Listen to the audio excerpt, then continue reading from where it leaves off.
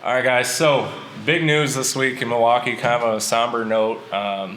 The tragedy over at the MillerCoors factory. Now, being from Milwaukee, Milwaukee gets such a bad repetition. I mean, it's great having the Bucks and the Brewers, but on the other side of things, Milwaukee just gets such a bad rap.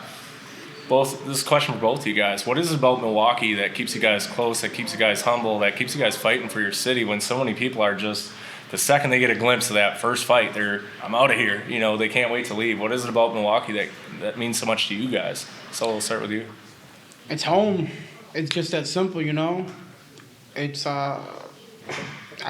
you grow up how I grew up, and where I grew up. You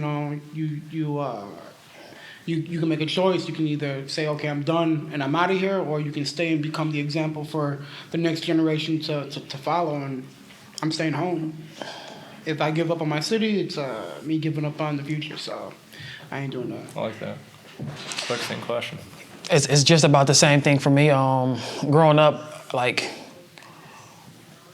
we didn't have like trying to be like Michael Jordan wasn't realistic. Trying to be like Kobe Bryant wasn't realistic. Trying to be the next LeBron, it wasn't realistic. So it's either you're gonna you're gonna go one way or you're gonna go the other way. So not having those type of examples, it leads you to look at the guys that you see every day, which is like your local like drug dealer, like gangster type of dudes. So like those were our heroes, and like those are the guys that we could be because we could see them every day, and like what they had is obtainable. We can get that, If we do a little bit of this, do a little bit of that, like we can have that. So just seeing that and understanding like, oh man, like that's not the way to go. Like this guy's a hero. This guy's like destroying your own community.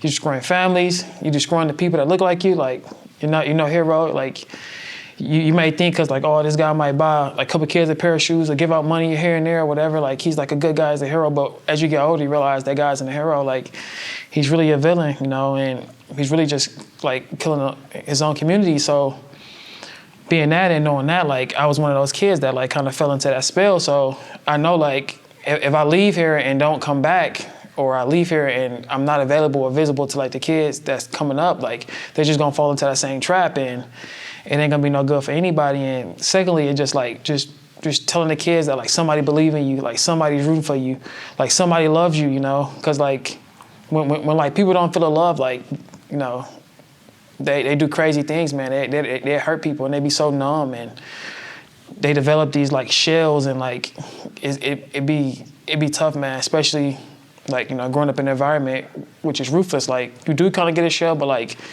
it doesn't become so extreme until like you get into the teenage years and like you start to like develop like your personality and like real habits. So like if I can just break the cycle right there and be like, hey man, you can do this, you can do that, believe in yourself, like don't go this way. Like you see the examples of these guys, like majority of people in jail thought the same way you thought, and look where they at. Like don't go down that route, because like like